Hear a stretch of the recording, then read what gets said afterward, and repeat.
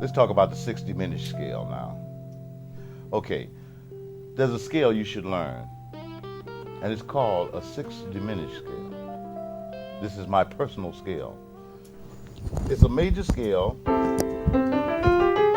with a note in between the 5th and 6th. Now, the advantage of this scale is this.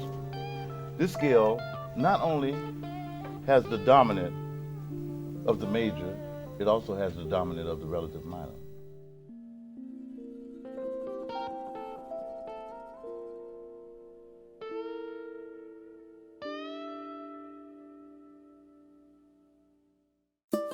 In a live stream a while back, I had mentioned the 6th Diminished scale in passing, and recently a viewer named Brett asked me to expand on it. Let's imagine for a moment that we're getting ready to do a jam in the key of C, and floating in our head is a group of notes for the key. We have C, D, E, F, G, A, and B, and all the chords that go with it and all the harmony.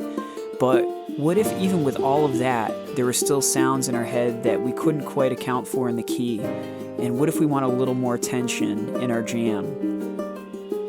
Well, that's where the 6th Diminished scale comes in, and by adding one special note that resides between the 5th and 6th degree, it can take our jam from feeling like it's in black and white to color, from 2D to 3D. So let's take a closer look.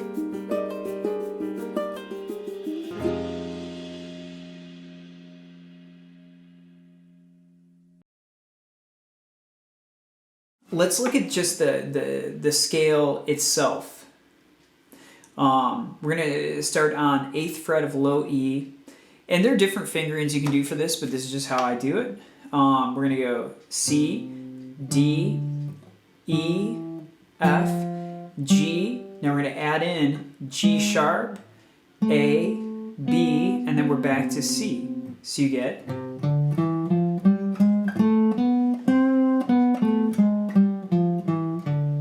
rather than our typical 7 note,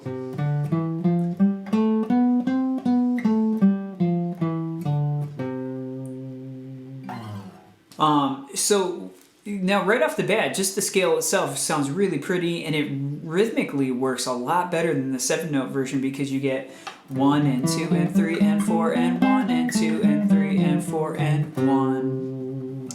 If you think about how the ending of a song usually works, most of the time it doesn't end on beat 4. Usually it ends on beat 1. So you'll be playing a song 1, 2, 3, 4, and then you end a lot of times on 1.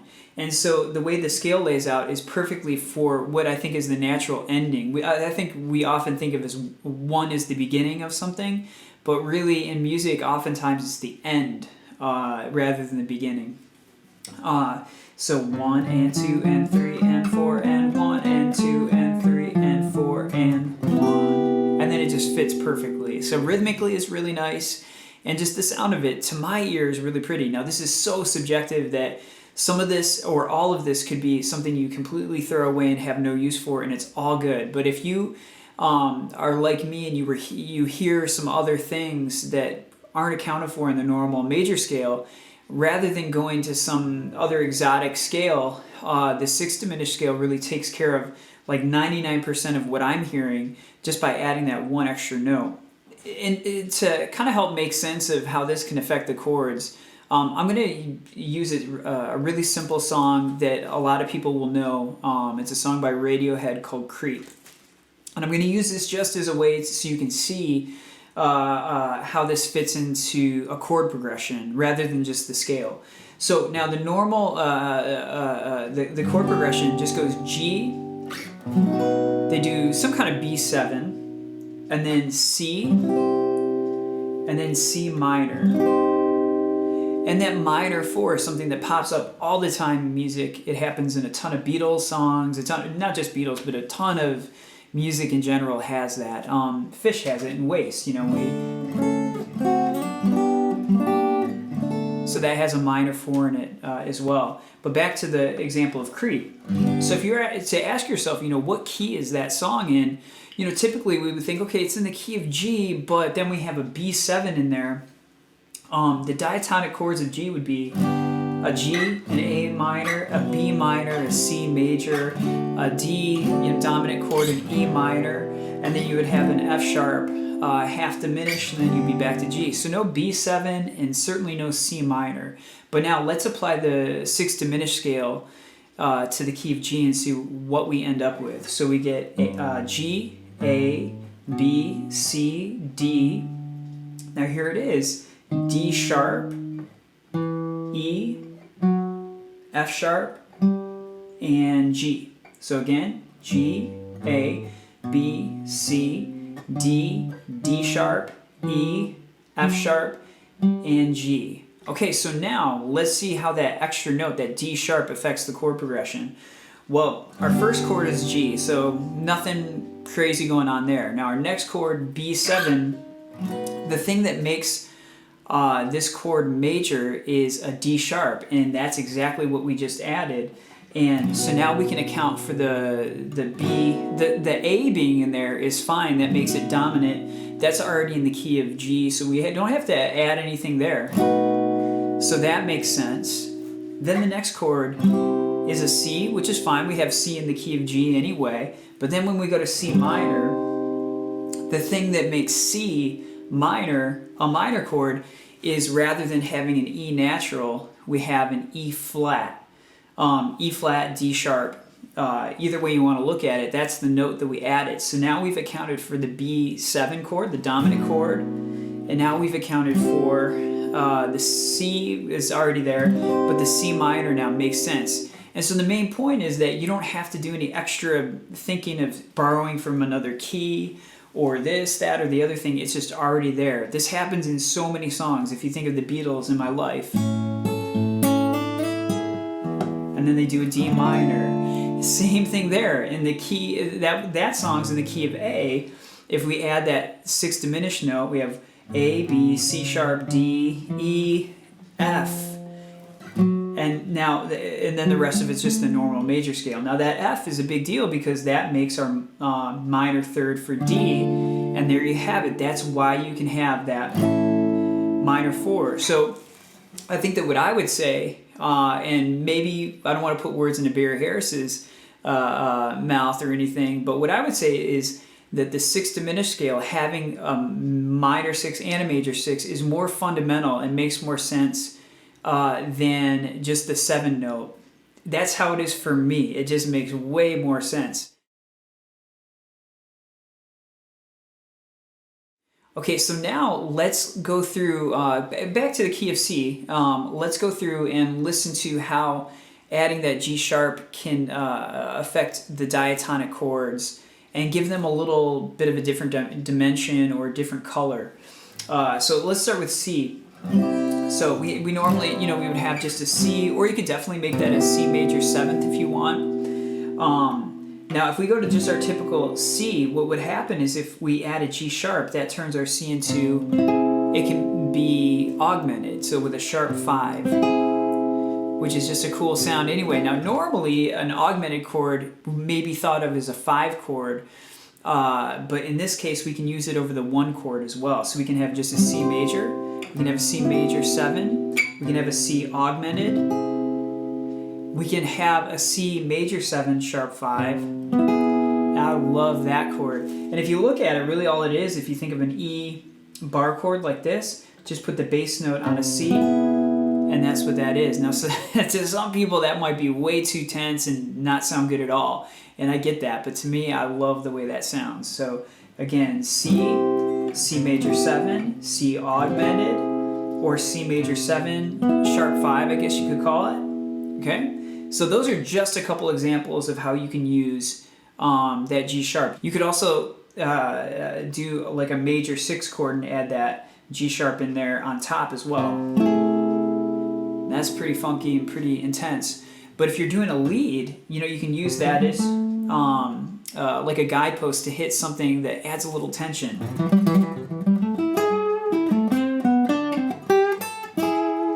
So it can be really useful for getting you to, especially if your next chord is an A minor, it can really help with that.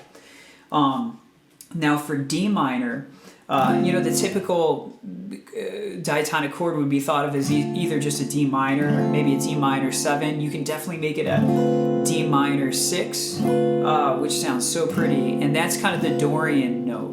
That's what that major 6 in there is, what really gives it its Dorian vibe. Now, one way you could mix in more of the Dorian sound is, a chord like that. But if I want to make it, if I want to add that G sharp into the mix, it just turns my D into a diminished chord now, which is awesome. So my second degree can either be minor, minor 7, minor 6, or it can be diminished.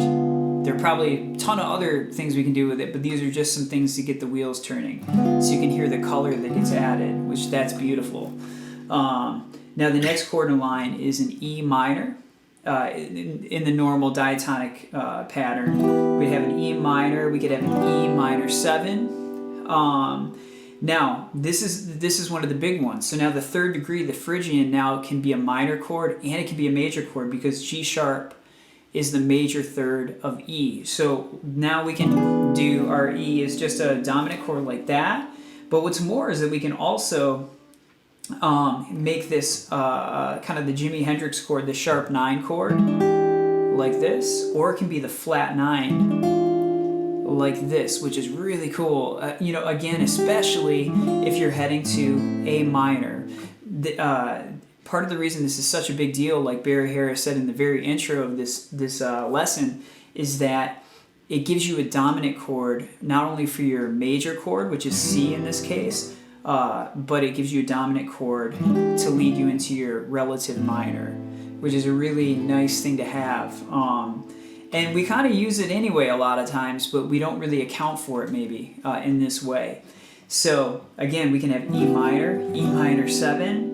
We can have kind of your typical 7th chord like that. You can have a sharp 9, a flat 9. Now for me, usually in the past, if I would think of a sharp 9 chord or a flat 9, I would think of that as some kind of augmented chord where I had to take notes out of a scale.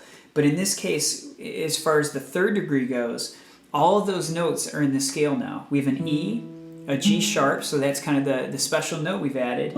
D is already there. A G natural is in the key of C, and also an F, if you do the flat 9, is also in the key of C. And there are other ways you can voice that are really pretty, like that. So we have just more options. I hope that's what's coming across, is that you can take what you already know and just add to it.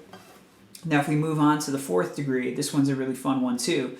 So typically we would think of this as an F major. You could do an F major 7. We could also make it a Lydian chord, which is just adding a B natural, which is the sharp 4. That's the thing that makes Lydian, is a sharp 4. But then what's more is that we can put the G sharp on top, and we get that sound. And again, that's a tense sound, but I think it's beautiful. I love that sound. Now, in addition to that, the other thing that happens with our 4 chord is not only it can be major, it can be a Lydian chord with the sharp 4, it can be a minor chord as well, but we can also make it a minor major 7th. And the way that works is this is actually a chord that pops up in Reba. So this is something that happens in Phish music as well. We have an F, a G sharp here. So this is our minor 3rd of F now. And then we have, or I guess we could call it A flat, and then C, and then E. And then you get this kind of eerie, almost noir kind of sound. And you can do really fun little runs with that, or sweeps. And that can lead really nicely back to C. So a handful of ideas for the 4 chord that are maybe a couple of them outside of the box of what we're normally used to doing. So now moving on to G, this would normally be our dominant chord anyway, so you could play it like that or like that, and that's kind of our usual thing we might use. But now if we take our new note that we've added to the scale, it's a G sharp. If we add that, now our G becomes a G7 flat 9. Like that, which is awesome. It's so beautiful and it's so tense, and it leads so nicely back to C or even up to A minor. The other thing you can think of in this is that if I'm playing a G on the bass, the top part of this chord is just an F diminished. And that's an incredible sound that can really create some tension so that you can release into the next chord and set yourself up. So those are just a couple of things you can do with that.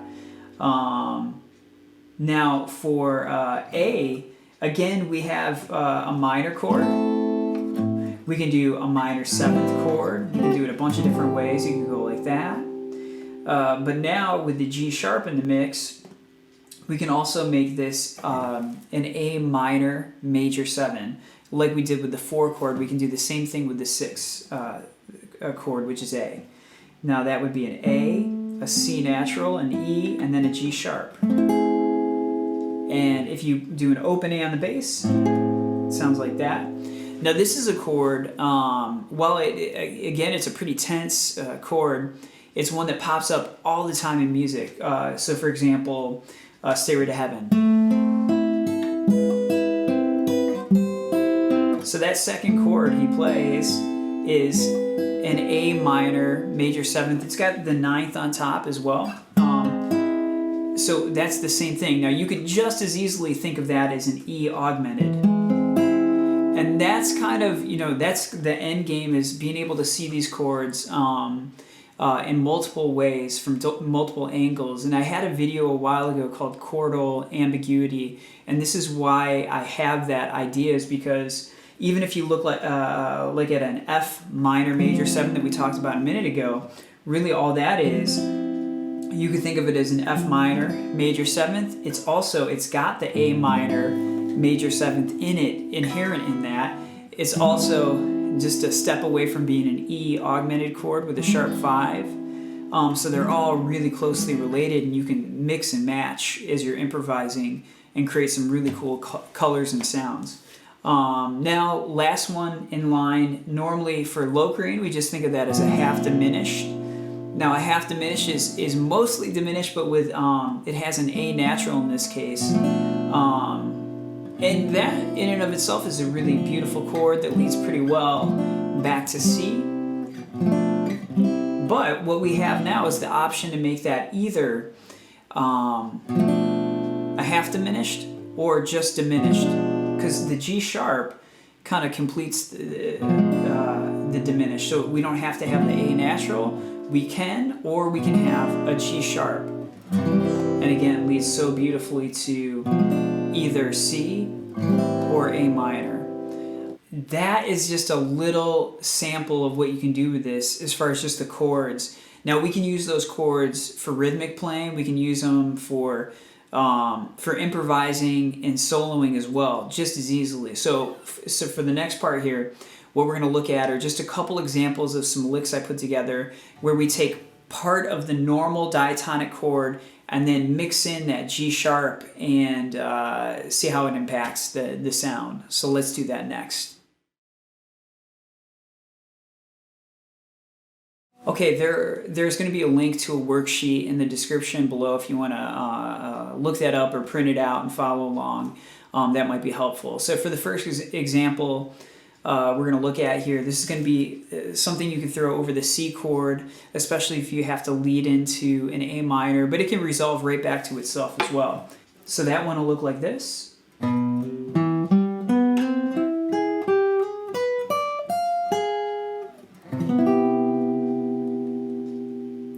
Or you can take it to an A minor instead at the end.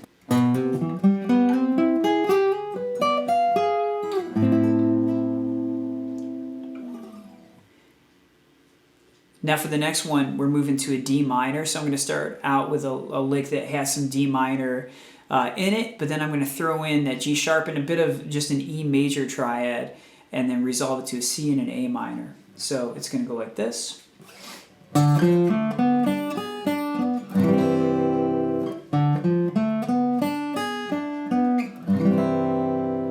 So we've got a D minor 6, and then I go to an E7 triad, if you think of a D7 shape like that, and then resolve it to a C, or it can easily go to an A minor as well, so that would be like this.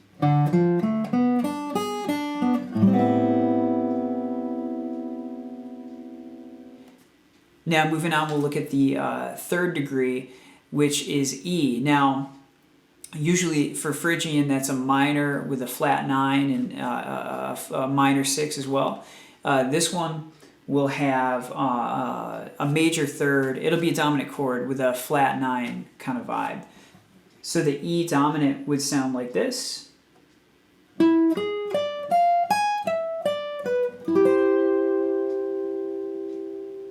And the only thing really out of the ordinary there, I guess, is that I'm throwing in an F natural, which is the flat 9 of E, which just creates a little more tension and helps lead into the C chord.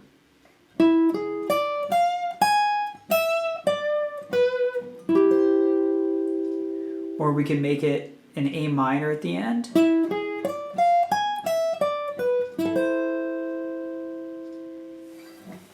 So for F, we'll start out making it a major 9 chord and then make it a minor major 7th and then lead it into a C and then into an A.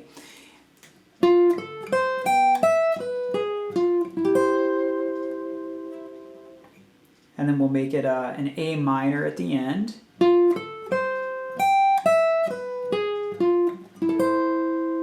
Or you can go down here or down here or down here. So again.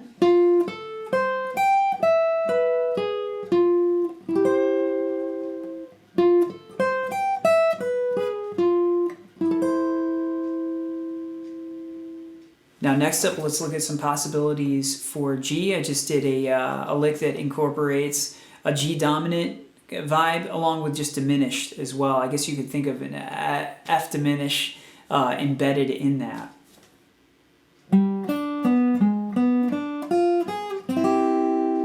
To a C major or an A minor. So it starts out with the G major triad and then just switches to a diminished. So in this case, I'm doing the G sharp diminished and then leading it into a C, or G sharp diminished, leading it into A minor. Next up is a lick for A minor, which is our 6th degree. So that'll look like this.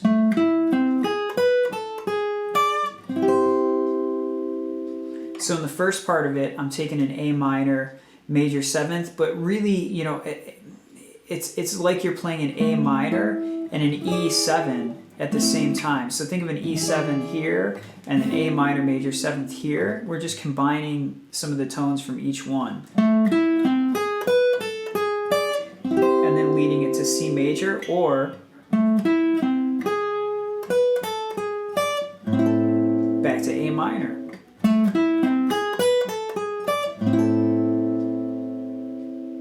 So even if you're vamping on one chord, like an A minor like that, you could create a little tension inside of the chord and then bring it back to its normal state, which is a little more stable and doesn't feel like it has to go somewhere. Now for our 7th degree, for Locrian, we usually think of that as the half diminished sound. But like I said a little earlier, we can also have it as just full diminished. And what I'm going to do for this next lick is start out with the half diminished sound and then shift into diminished and then back into C or A minor.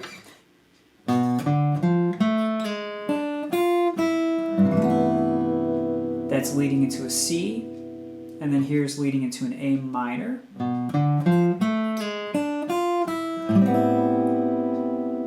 Which is really pretty, and it really works well either way. So the idea here is that you can take all the stuff that you know and love about just our normal major scale in the diatonic chords and just kind of add in the elements that we get from the G sharp. So you get the augmented chords, you get a couple major minor 7th chords, you get just minor chords where they weren't there before, you get all kinds of cool stuff. that can just add an extra element to your playing, and it can just be another tool you can use as an improviser and a soloist, or just as a songwriter. Again, it's something that won't be for everybody, and that's totally fine too. It's all good. But if you do have any extra questions about this or want more of it, just let me know. Leave a comment below, and I'll see you guys soon. Thanks so much.